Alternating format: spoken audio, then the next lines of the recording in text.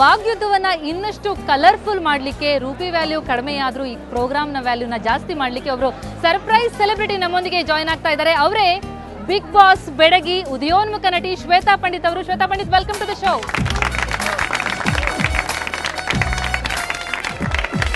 Thank you so much ಬಂದಿದ್ದಕ್ಕೆ, ಸ್ವಾಗತ ನಮ್ಮ ಕಾರ್ಯಕ್ರಮಕ್ಕೆ. ಸೊ ಎಲ್ಲ ಯುವಜನತೆ ಇದ್ದಾರೆ, ಸೊ ಅವ್ರ ನಡುವೆ ಇದ್ದು ಸೊ ಒಂದು ಹಂತದಲ್ಲಿ ರೂಪಿ ಬಗ್ಗೆ ಮಾತಾಡ್ತೀವಿ, ಆದರೆ ಇನ್ನೊಂದು ಹಂತದಲ್ಲಿ ಬಿಗ್ ಬಾಸ್ ಬೆಳಗ್ಗೆ ಇದ್ಮೇಲೆ ಬಿಗ್ ಬಾಸ್ ಮನೆ ಬಗ್ಗೆ ಮಾತಾಡ್ತೀವಲ್ವಾ, ಆಬ್ವಿಯಸ್ಲಿ ಅಲ್ವಾ? ಓಕೆ, ಆಗಿದ್ರೆ ವಾಗ್ಯುದ್ಧನ ಮುಂದುವರಿಸೋಣ ಶ್ವೇತಾ ಪಂಡಿತ್ ಜೊತೆಗೆ. ಶ್ವೇತಾ ಪಂಡಿತ್ ನಮ್ಮ ಜೊತೆ ಇದ್ದಾರೆ. ಸರ್ಪ್ರೈಸ್ ಇವಾಗ ಬ್ರೋಕ್ ಆಗಿದೆ.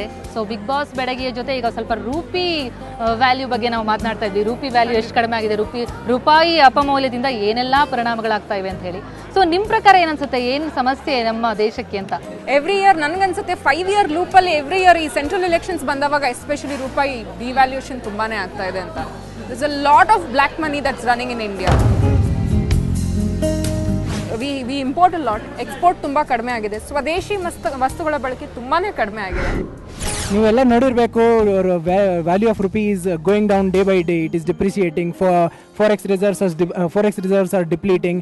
RBI is taking several measures. It is changing policies, doing other stuffs. ಬೇರೆ ಏನೇನೋ ಮೆಜರ್ಸ್ ತೊಗೊಂಡು ಏನೇನೋ ಮಾಡ್ತಾ ಇದ್ದೀವಿ.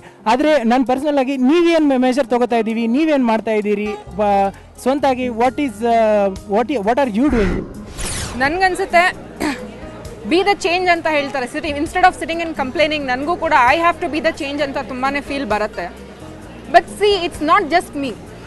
ನನಗನ್ಸುತ್ತೆ first of all, how many people of you vote here? How many people have you the voting IDs? ಎಷ್ಟಂತ ಇದೆ ನಿಮ್ಮ ಹತ್ರ? ಹೇಳ್ತೇವೆ ಕೂತ್ಕೊಂಡು we blame our government. Bangalore voting percentage ಇರೋದು ಬರೀ 25% last time in the voting. This is a democratic government. ಇಲ್ಲಿ ಕುತ್ಕೊಂಡು ಬರೀ ನಾವು ಕಂಪ್ಲೇಂಟ್ ಮಾಡೋಕ್ಕಾಗತ್ತೆ, ಇದನ್ನು ಮಾಡೋಣ, not just discussing. First understand, ನಿಮ್ಮ vote it values the most.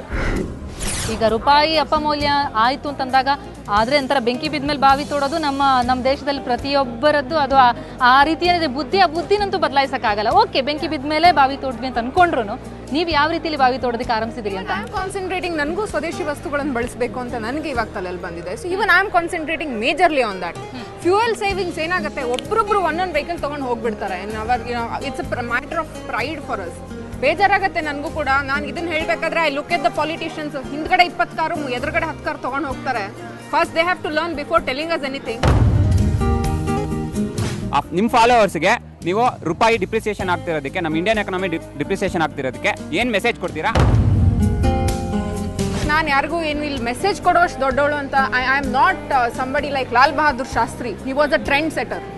ನಾನು I am the voice of you ಅಷ್ಟೇ. ನಾನು ಇವತ್ತು ಈ ಜಾಗದಲ್ಲಿ ಇದ್ದೀನಿ ಬಿಕಾಸ್ ಐ ಹ್ಯಾವ್ ಅ ಲಿಲ್ bit of fame, but actually it's in your hands.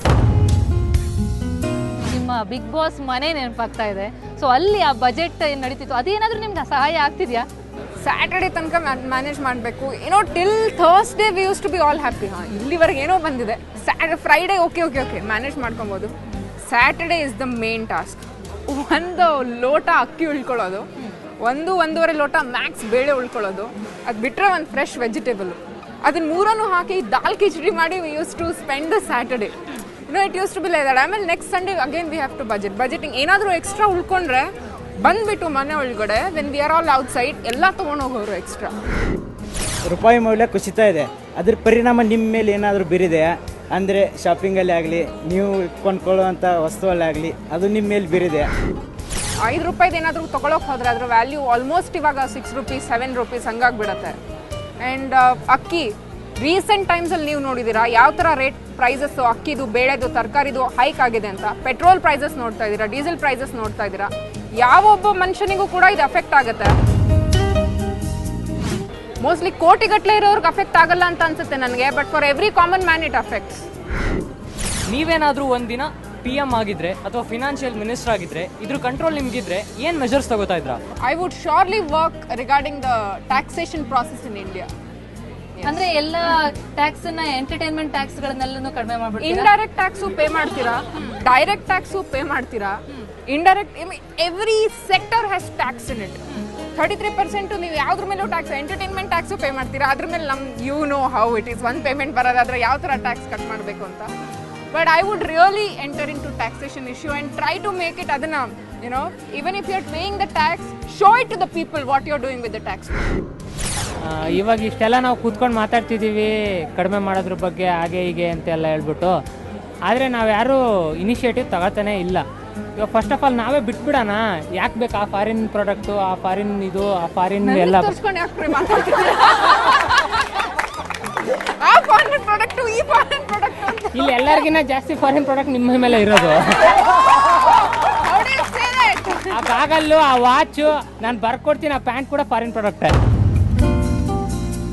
India ಒಂದು ಟ್ರೀಟಿ ಸೈನ್ ಮಾಡ್ತು, where market was open for all the brands. Globalization ಅನ್ನೋ ಹೆಸರಲ್ಲಿ ಓಪನ್ ಮಾಡಿದ್ರು.